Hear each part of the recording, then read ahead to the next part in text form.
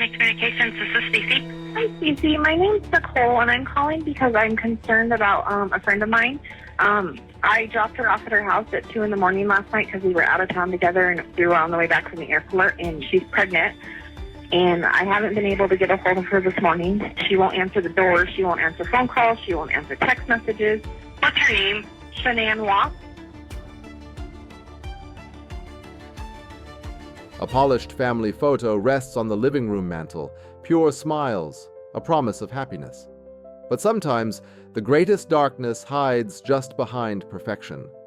On August 13th, 2018, an unthinkable betrayal erupted inside a Colorado home, a mother carrying hopeful new life, 2 innocent daughters, and a night that would haunt the nation. The Watts family seemed to embody the American dream. Underneath, secrets festered until they shattered the world that was meant to protect them all. What happened inside those walls didn't just break a family, it shook our collective sense of safety and trust.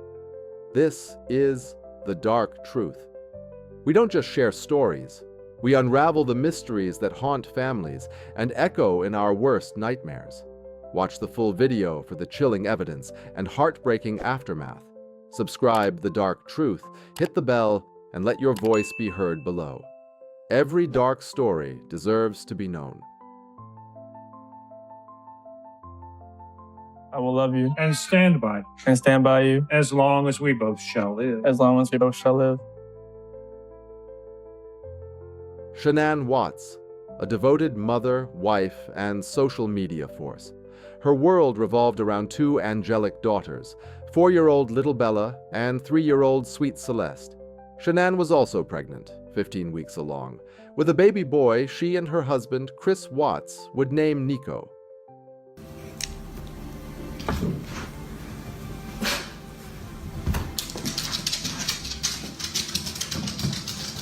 We did it again.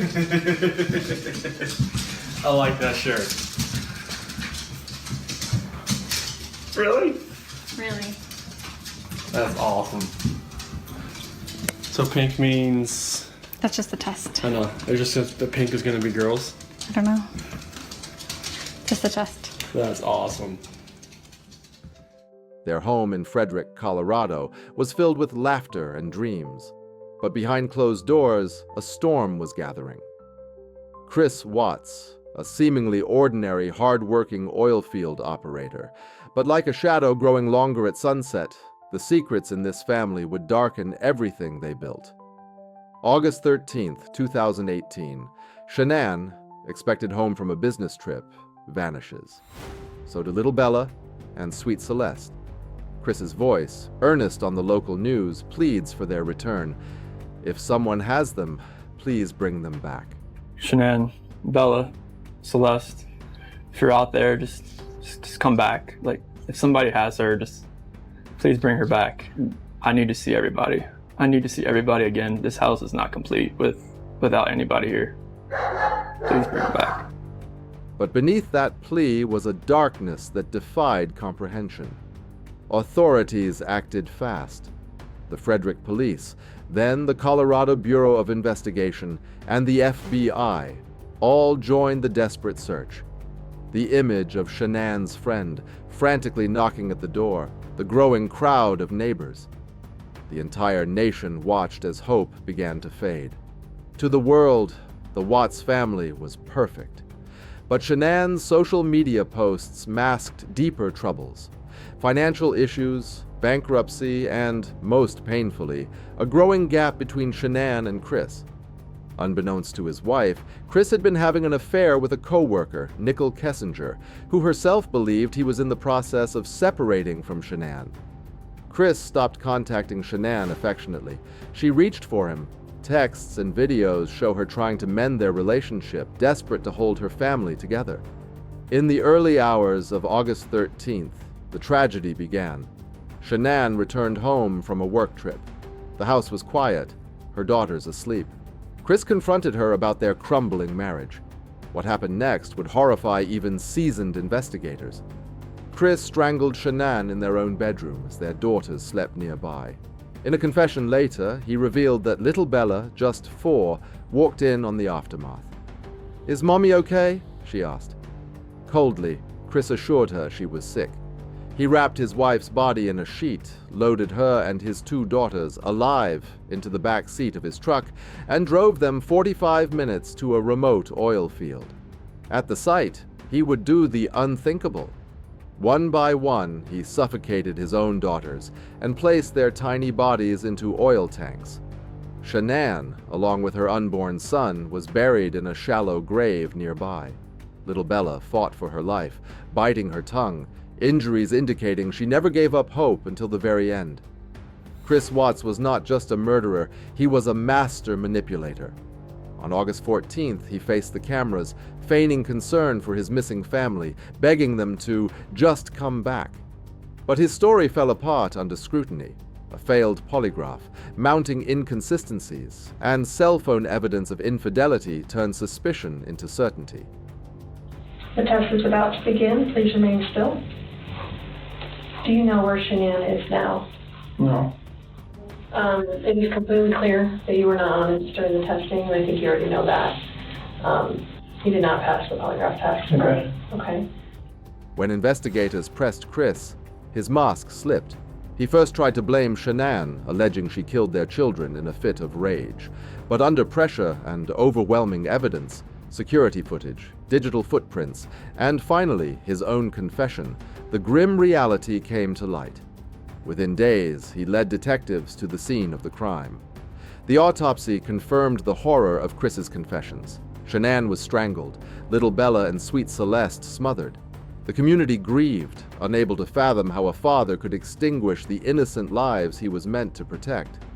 In November 2018, Chris Watts pleaded guilty to all charges, sparing Shanann's family the agony of a trial. He was sentenced to 5 life terms without parole, the judge delivering justice for the innocents lost. Chris was moved from Colorado to a maximum security prison in Wisconsin, where he continues to serve his sentence in isolation, shunned by both inmates and the world outside. For Shanann's family, the wounds never heal.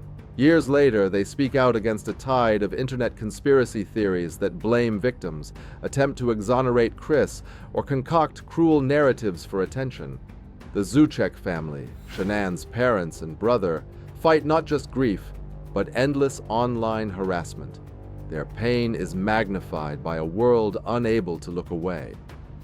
The Watts family murders echo in every conversation about family violence. Psychology experts described Chris's case as the act of a family annihilator, someone who feels a pathological need to start anew, destroying everything and everyone in their way. In this case, the catalyst was a mix of infidelity, financial stress, and a desperate search for control, but no motive can ever justify such evil. A Netflix documentary, American Murder: The Family Next Door, brought global attention to the case, using unseen family home videos and texts to narrate not just a crime, but the humanity of the victims. Shanann was a real mother, vibrant and loving, not just a face in a tragedy. Despite documentaries, interviews, and countless theories, one question remains. Why? Chris Watts's actions will never make sense, not to investigators, psychologists, nor a grieving nation. There are some answers that humanity is simply not meant to grasp. Daddy is a hero. He helps me grow up strong. He helps me snuggle too. He reads me books, he ties my shoes. If you're a hero, blue and blue, my daddy is love you. In 2025, Chris Watts remains in solitary confinement, despised and shunned, protected only because other inmates wish to harm the lowest of the low. He expresses remorse in prison letters, some claiming forgiveness through religious faith, yet continues to avoid full accountability, at times blaming others or citing his own spiritual redemption. The home where the Watts family lived sits empty, foreclosed, with local efforts considering transforming it into a shelter or memorial to honor victims of domestic violence. Shanann's family, the Rzuzeks, continue to advocate against victim blaming and conspiracy harassment, using legal means to protect their daughter's memory. How does a family go from cherished to shattered? Could anyone, anywhere, ever see the darkness creeping in from the edges? What warning signs do we ignore behind the perfect social media facade? Shanann, little Bella, sweet Celeste, and Nico. 4 lights were stolen, and the world mourns not just what was lost, but what might have been. If you or someone you know is living in fear or experiencing domestic violence, reach out for help. No one should ever feel alone. Subscribe to The Dark Truth and join our community as we explore the stories that must never be forgotten. Leave your thoughts below. What do you feel are the warning signs that should never be ignored? Let us never turn away from the truth, no matter how dark it may be.